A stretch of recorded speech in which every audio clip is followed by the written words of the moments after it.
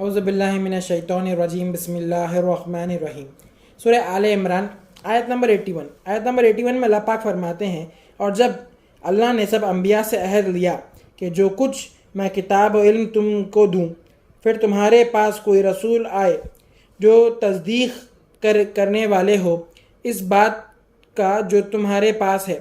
تو تم ضرور اس پر یقین کرنا اور اس کی حمایت کرنا۔ اللہ نے فرمایا، تم نے اقرار کیا اور اس پر میرا عہد قبول کیا۔ وہ بولے، ہم نے اقرار کیا۔ آیت نمبر 82 میں اللہ پاک فرماتے ہیں، جو اس کے بعد بھی پھر جائیں تو وہ بدکار ہوں گے۔ آیت نمبر 83 میں اللہ پاک فرماتے ہیں، کیا یہ کافر اللہ کے دین کے سوا دوسرے دین کی تلاش میں ہے، حالانکہ سب اسی کے فرما بردار ہے جو بھی آسمانوں اور زمینوں میں ہے، خوشی سے خواہ زبردستی سے اسی کی طرف واپس جانے والے ہیں۔ آیت نمبر 84 میں اللہ پاک فرماتے ہیں، اس طرح کہو کہ ہم اللہ پر ایمان لائے اور جو کتاب ہم پر اتری اور جو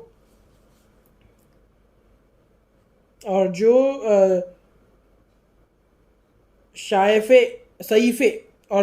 یعنی کمانڈمنٹس صحیفے ابراہیم علیہ السلام، اسماعیل علیہ السلام، اسحاق علیہ السلام، یعقوب علیہ السلام اور ان کی اولاد پر اترے، اور جو کتابیں موسیٰ علیہ السلام، عیسیٰ علیہ السلام اور دوسرے انبیاء پر اتری، ہم ان میں سے کسی نبی میں فرق نہیں کرتے، اور ہم سب اسی کے فرما بردار ہیں، یعنی اللہ کے فرما بردار ہیں۔ آیت نمبر 85 میں اللہ پاک فرماتے ہیں، اور جو اسلام کے سوا کسی اور دین کو چاہے گا ہوگا، اسے ہرگز قبول نہ کیا جائے گا۔ اسلام کے سوا کوئی کسی اور دین کو چاہنے والا ہوگا تو اس کو قبول نہیں کیا جائے گا، اور وہی آخرت میں نقصان اٹھانے والا ہوگا۔ آیت نمبر 86 میں اللہ پاک فرماتے ہیں، اللہ کس طرح ان لوگوں کو ہدایت بخشے گا جو ایمان کے بعد کافر ہو جائے، حالانکہ وہ گواہی دے چکے رسول برحق ہے، اور بعد اس کے ان کو دلیلیں بھی مل گئی۔ اللہ بے انصافوں کو ہدایت نہیں دیتا، اور جو لوگ پلٹ جائیں گے، ہدایت جو ہے سو اللہ ان لوگوں کو کیسے ہدایت دیں گے؟ جو لوگ ایمان لانے کے بعد پھر کفر میں پڑ گئے، جب اللہ ان لوگوں کو روشنی میں لے کر آئے، نور کی طرف لے کر آئے، اندھیرے سے نکال کے، کفر سے نکال کے جب دین کی روشنی میں لے کر آئے، اس کے بعد وہ لوگ واپس کفر میں پڑ گئے، ایمان لانے کے بعد واپس سے وہ لوگ کفر کر بیٹھے، تو ان لوگوں کو اللہ تعالیٰ کیسا ہدایت دیں گا؟ جبکہ اللہ تعالیٰ ان لوگوں کی طرف رسولوں کو بھیجے جو کہ برحق تھے، اور اللہ تعالیٰ دلیلیں بھی بھیجے ان لوگوں کے واسطے، اس کے باوجود بھی وہ لوگ جو ہے سو ایمان سے ہٹ کے واپس کفر کی طرف چلے گئے۔ اللہ جو ہے سو ایسے بے انصاف کرنے والوں کو ہدایت نہیں دیتا۔ آیت نمبر 87 میں اللہ پاک فرماتے ہیں، ان لوگوں کی سزا یہ ہے کہ ان پر اللہ کی، فرشتوں کی اور انسانوں کی سب کی لعنت ہوگی۔ آیت نمبر 88 میں اللہ پاک فرماتے ہیں، ہمیشہ اسی لعنت میں گرفتار رہیں گے، ان کا نہ عذاب ہلکا ہوگا نہ ہی مہلت دی جائے گی۔ آیت نمبر 89 میں اللہ پاک فرماتے ہیں، مگر اس کے بعد توبہ کر لی اور حالت درست کر لے، اللہ بڑا ہی بخشنے والا اور رحم کرنے والا ہے۔ آیت نمبر 90 میں اللہ پاک فرماتے ہیں، جو ایمان لانے کے بعد کافر ہوئے پھر کفر میں بڑھتے ہی رہے، ایسے لوگوں کی توبہ قبول نہ ہوگی، اور یہ گمراہ رہیں گے، اور یہ گمراہ ہے۔ آیت نمبر 91 میں اللہ پاک فرماتے ہیں، جو کافر ہوئے اور اسی حالت میں مر گئے، وہ اگر نجات چاہے بدلے میں زمین بھر سونا دے ہرگز قبول نہ کیا جائے گا، ان کو دکھ دینے والا عذاب ہوگا اور کوئی مدد نہیں کرے گا۔ جو لوگ کافر ہو گئے اور اسی حالت میں مر گئے، اور اگر ان لوگوں کو نجات ہونا، اس کے بدلے میں زمین بھر کے بھی سونا دینا چاہ رہے نجات کے بدلے میں، تو بھی وہ قبول نہیں کیا جائے گا۔ ان لوگ درد دینے والے، دکھ دینے والے عذاب میں ہوئیں گے، اور ان لوگوں کو کوئی مدد کرنے والا نہیں ہوگا۔ آیت نمبر 92 میں اللہ پاک فرماتے ہیں، تم کبھی بھی کوئی نیکی حاصل نہ کر سکو گے جب تک تم اللہ کی راہ میں عزیز ترین چیز نہ خرچ کرو، اور جو بھی تم خرچ کرو گے اللہ اس کو جانتا ہے۔ تم کو کوئی نیکی جب تک حاصل نہیں ہوئیں گی جب تک تم اپنی عزیز چیز کو سیکریفائز نہیں کریں گے، تب تک تم کو یہ نیکی حاصل نہیں ہوئیں گی۔ آیت نمبر 93 میں اللہ پاک فرماتے ہیں، نزول تورات سے پہلے بنی اسرائیل پر کھانے کی سب چیزیں حلال تھی، صرف ان کو جو یعقوب علیہ السلام نے اپنے اوپر حرام کی تھی۔ آپ فرما دیجئے کہ تورات لاؤ،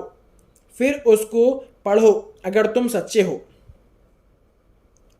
آیت نمبر 94 میں اللہ پاک فرماتے ہیں، سو جو اس کے بعد بھی اللہ پر جھوٹ باندھے تو یہ لوگ بڑے بے انصاف ہیں۔ آیت نمبر 95 میں اللہ پاک فرماتے ہیں، آپ کہہ دیجئے اے نبی صلی اللہ علیہ وآلہ وسلم، اللہ نے سچ کہہ دیا، سو تم ابراہیم علیہ السلام کی پیروی کرو،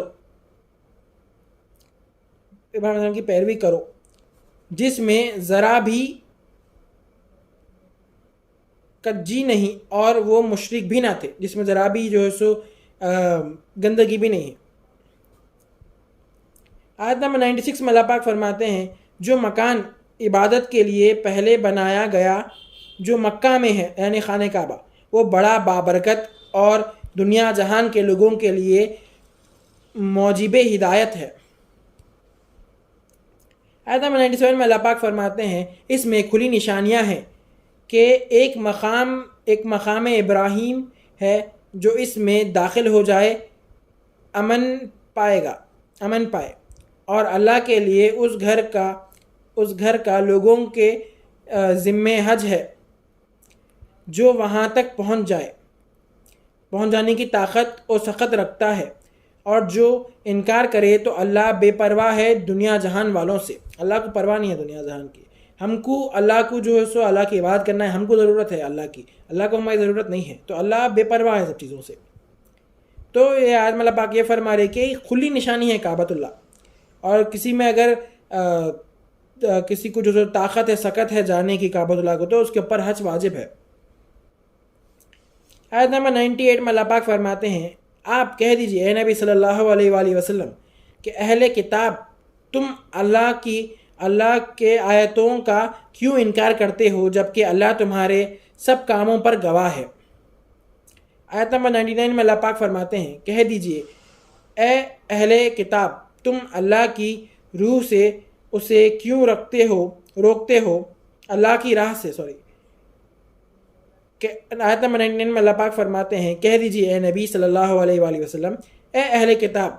تم اللہ کی راہ سے اسے کیوں روکتے ہو جو ایمان لا چکے، اس طور پر کہ کجی تلاش کرتے ہو اس راہ میں جب کہ تم خود گواہ ہو اور اللہ تمہارے کاموں سے غافل نہیں۔ اللہ تعالیٰ یہ آیت میں اللہ پاک بول رہے آقا صلی اللہ علیہ وسلم کو، آپ کہہ دیجئے کہ اہل کتاب والے کیوں روکتے لوگوں کو جو آلریڈی ایمان لا چکے ہیں، ان کو اللہ کی راہ سے کیوں روکتے وہ لوگوں کو جو سو کجی گندگی کی تلاش رہتی، تو لوگ کیوں اللہ کی راہ سے لوگوں کو روکتے بلکہ۔ آیت نمبر 100 میں اللہ پاک فرماتے ہیں، مومنو، اگر اہل کتاب کے کسی فریق کا تم کہنا مانو گے تو وہ تمہارے ایمان لانے کے بعد تمہیں کافر بنا دے گا۔ صدق اللہ العظیم و صدق مولانا رسولہ الکریم۔